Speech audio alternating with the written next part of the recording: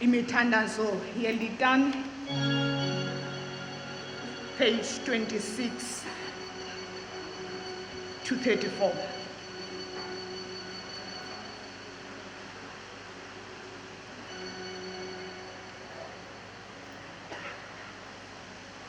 Thixo bawo wasezulwini siphathe ngetarhu thina boni abalusisi. Thixo bawo wasezulwini siphathe ngetarhu thina boni abalusisi. Thixo nyana khululi wabantu siphathe ngetarhu thina boni abalusisi.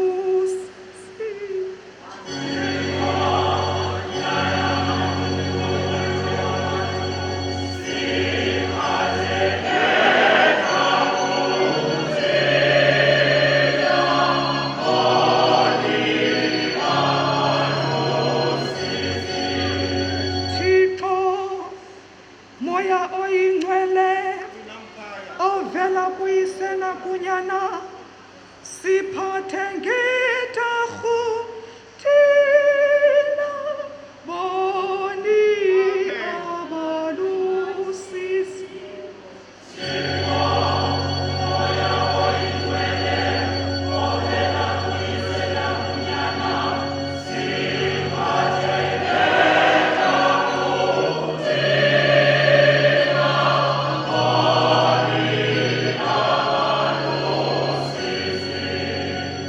Trinity ongcwele oyalekileyo oyingcwalisa omilontathu zinguThixo mnye ma usiphathe ngetarhu thina boni abalusisi.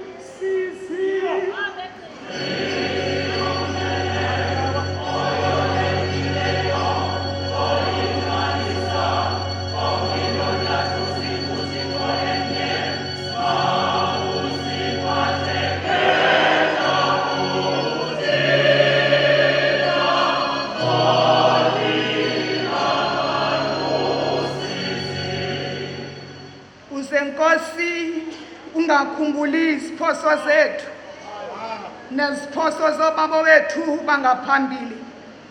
Ngasiphathi ngenqumbo ngenxa yezono zethu. Sinyamezele Nkosi elungileyo, nyamezela thina bantu bakho obathengileyo ngegazi lakho elinqabileyo. Ungahlali usiqumbele kude kube ngunaphakade.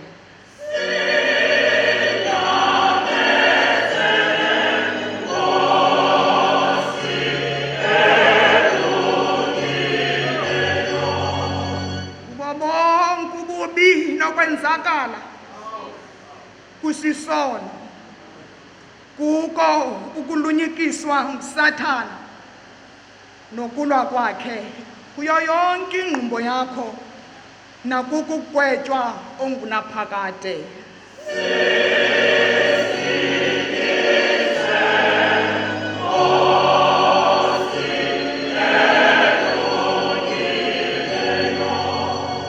Sisindise Nkosi kubo bonke ubumfama bentliziyo, kulirhatshi nokuqhayisa nokuhanahanisa, kuumona nentiyano nolunya nakuko konke ukungathandani.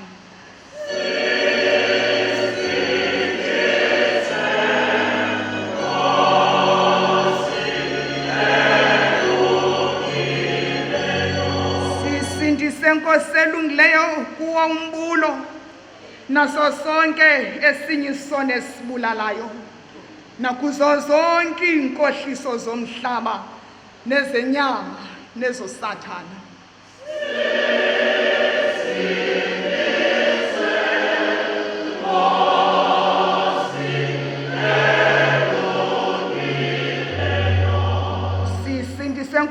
elungileyo kuzo zonke iingozi zokucetywa kweenkosi zethu nokuhlangana ngazo kuzo zonke iimfundiso ezilahlekisayo nakukutyeka nokwahluka erhamenteni kubo ubulukhuni bentliziyo nokudela ilizwi lakho nomthetho wakho.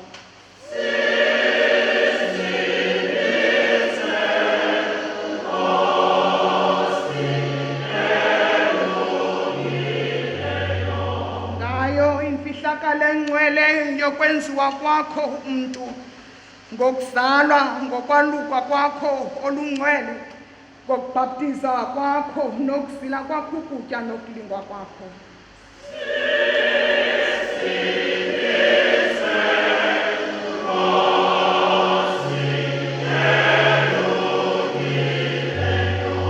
Ngakukuthuthunjela kwakho okukhulu nokubila kwakho igazi, ngakukufa kwakho okunqabileyo nokungcwatywa kwakho, ngako ukuvuka kwakho okusukileyo ekufeni, nokunyukela kwakho ezulwini, nangakukuza komoya oyingcwele.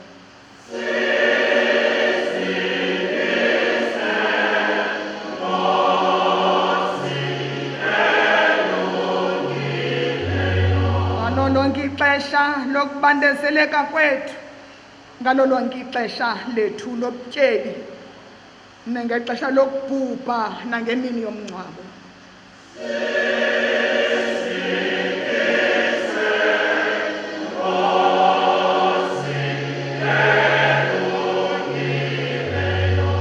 Thina mboni siyakubongoza Nkosi Thixo ukuba usive, uthi kanjalo ulawule uyiphathe ngobukhosi irhamente yakho engcwele ekuzo zonke iindawo ihambe endleleni elungileyo.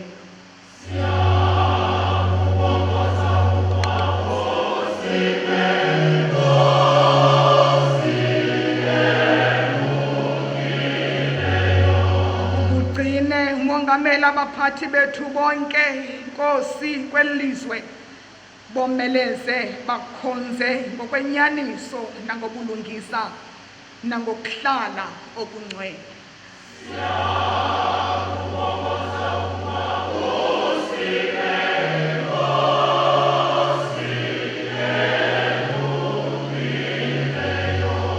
Ubuphathi iintliziyo zabo babe nokholo noloyiko nothando lwakho, baze bahlale bemanyiwe nawe, bathande ukuba kudunyiswe wena.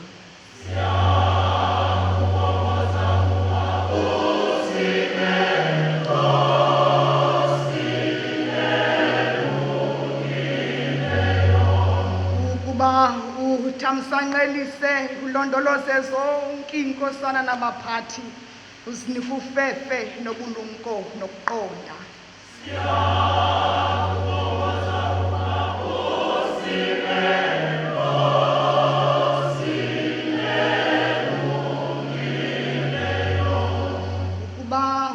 Bakhanyisele bonke abafundisi bevangeli yakho, babe nokwazi nokuqonda ngokwenyaniso ilizwi lakho, ukuze bathi ngokulishumayela kwabo nangentlalo yabo balitshile balibonakalise.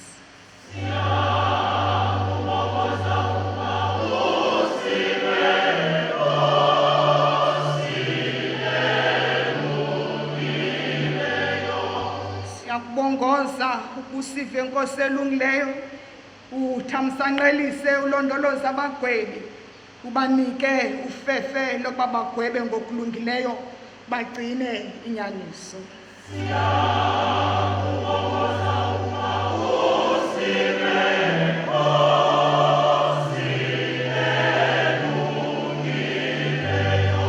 Sizwe zonke usinike ubuntliziyonye noxolo nokuvana.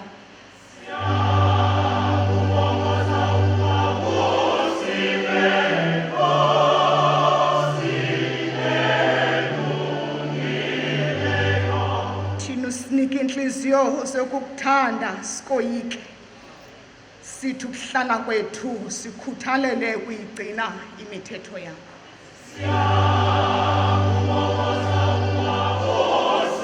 Amen.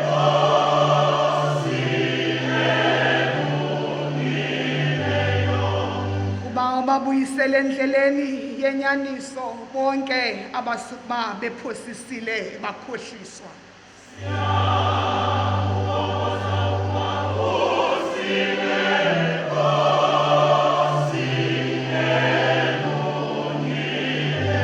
Siyakubongoza Nkosi ukuba womele zabo bemiyo, wonwabise uxhasa abanhliziyo zithambileyo, ufunqule abawayo, uthi ugqibela umkhahlele phansi kweenyawo zethu Sathane.